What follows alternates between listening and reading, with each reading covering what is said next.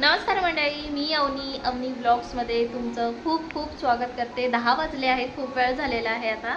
आणि मी इथे घेऊन बसली आहे केळ फुलाची भाजी। तर मी आता बनवते आहे केळ फुलाची भाजी। तर चला रेसिपी तुमच्यासोबत शेअर करते। खूप दिवसांनी बनवते आहे। लग्नाच्या आधी खात होते, लग्नानंतर तर मी ही भाजी बिलकुल पण नाही खाल्ली आहे। तर मला ही खूप आवडते। बाबा घेऊन यायचे। तर आता चला मी बनवते। तर हे पहा, इकडे केळ फुलाची तर हे ना गावठी होतं। तर हे बघा, अर्धे केळी त्याच्यामध्ये तयार पण झाली होती। तर बस आता जे मेन आहे ते मी क्लीन करते आहे।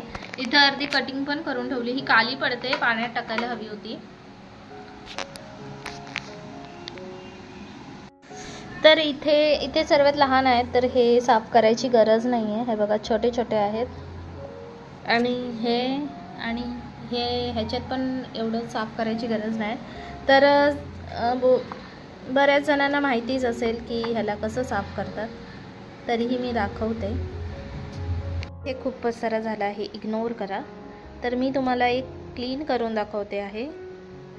सो असं एक घ्यायचं आहे। आता हे एक एक करायचं आहे आपल्याला। माझे नख बघा, ते त्याच्यामुळे पूर्ण हे झालेत।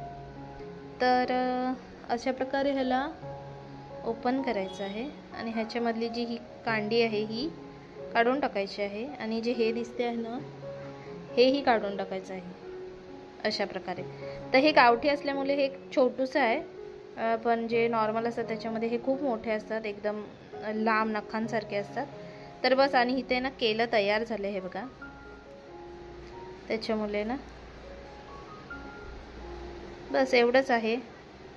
तर ह्याला मी घेऊ की नको माहिती नाही, भाजी एकदम गोड गोड होऊन जाईल। तर बस हे एवढंच करायचं आहे, पण ह्याच्यामध्ये खूप वेळ लागणार आहे, कारण हे भरपूर आहे। तर एक एक आपल्याला हे क्लीन करायचं आहे।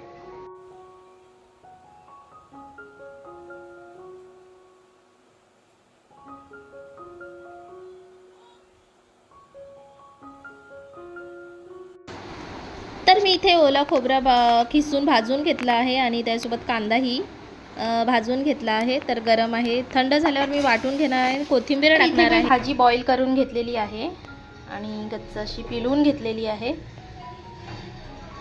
तर ह्याच्यामध्ये ना लाल चणे टाकतात, पण मी काबुली चणे टाकते, माझ्याकडे ते होते म्हणून। आणि हे मी बॉईल करून घेतलेले आहेत। आणि आय एम सो सॉरी, वाफ येते। मी रेसिपी शेअर करायला विसरूनच गेली, मी काहीतरी माझ्याच विचारात होते त्याच्यामुळे। तर मी इथे तेलामध्ये कांदा, मिरची, कढीपत्ता आणि जे वाटण मी तयार केलं होतं ते टाकलंय आणि ते आता शिजलं आहे बऱ्यापैकी।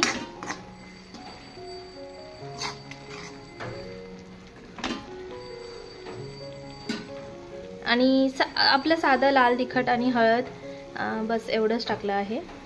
तुम्हाला जे जे हवं असेल, म्हणजे गरम मसाला किंवा धना पावडर सर्व टाकू शकताय, पण मी हळद आणि मसालाच टाकला आहे, सिंपल असं। तर बघा, मस्त तेल सुटेपर्यंत आपल्याला हे जे वाटण आहे ते फ्राय करून घ्यायचं आहे। त्याच्यानंतर इथे मी आता ही भाजी टाकते आहे बॉईल केलेली।